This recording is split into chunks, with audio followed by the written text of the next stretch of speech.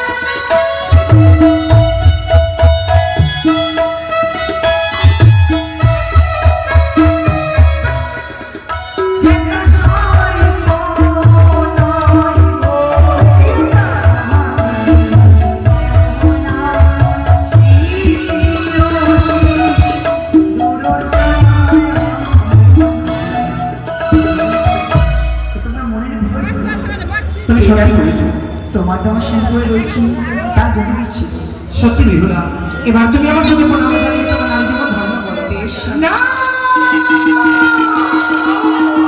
বারবার তুমি ছলনা আশ্রয় নিও না বিহুলা। কেন তুমি আমার সঙ্গে ছলনা করছো? এমন করি ওই তো তোমার